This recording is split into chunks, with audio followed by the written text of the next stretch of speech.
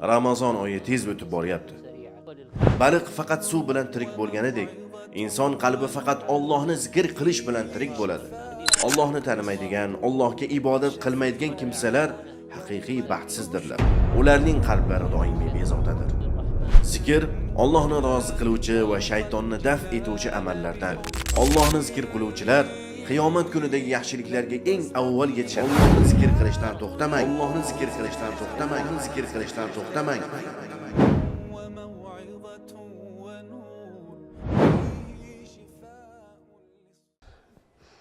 بسم الله الرحمن الرحيم.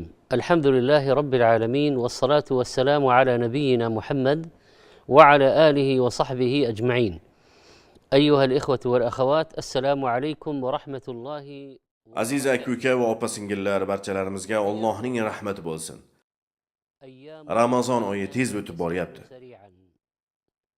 Alloh qilayotgan ibodatlarimizni qabul qilsin. Alloh taolo barchalarimizni doim o'zini zikr qilishimizga va bergan ne'matlarga shukr qilishimizga va yolg'iz o'ziga chiroyli ibodat qilishimizga muvaffaq qilsin. Allohni zikr qilish ruhning hayotidir. Baliq faqat suv bilan tirik bo'lganidek, inson qalbi faqat Allohni zikr qilish bilan tirik bo'ladi. Alloh taolo aytganidek, Alloh hidoyat qilgan zotlar, iymon keltirgan va Allohni zikr qilish bilan qalblar rohat oladigan kishilardir.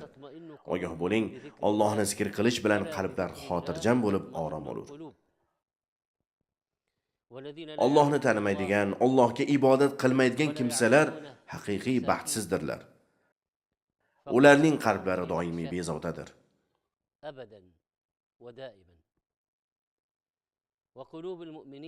Mu'minlarning qalblari esa xotirjam va rohatdadir.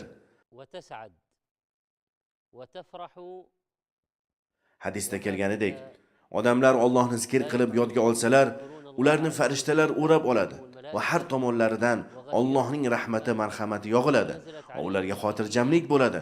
Alloh taolo ularni farishtalarga maqtaydi. Allohni zikr qilish qalb uchun hayotdir. Rasululloh sallallohu alayhi va sallam aytganlaridek, Allohni zikr qiluvchi inson bilan zikr qilmaydigan insonning misoli o'lik bilan tirikning misoliga o'xshaydi. Zikr Allohni rozi qiluvchi va shaytonni daf etuvchi amallardan. Allohni zikr qilish xato kamchiliklarni yo'qotadi. Zikr yaxshiliklar kelishiga va yomonliklar daf bo'lishiga sababdir.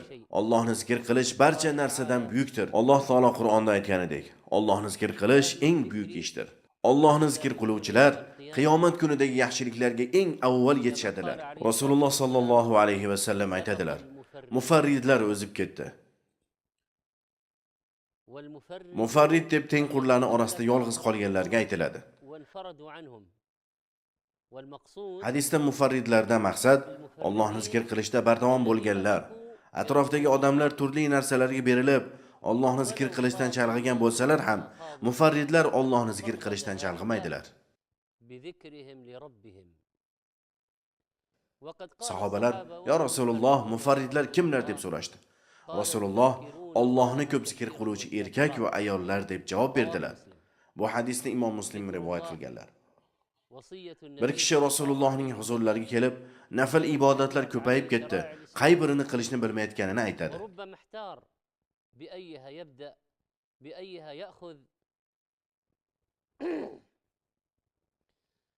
Rasululloh u kishiga tiring Allohni zikr qilishdan to'xtamasin deb vasiyat qiladilar. Allohni zikr qiluvchilarga katta mukofotlar hozirlab qo'yilgan. Alloh taolo aytadi: Allohni ko'p zikr qiluvchi erkaklar va ayollar, ular uchun Alloh taolo mag'firat va ulug' mukofot hozirlab qo'ygandir.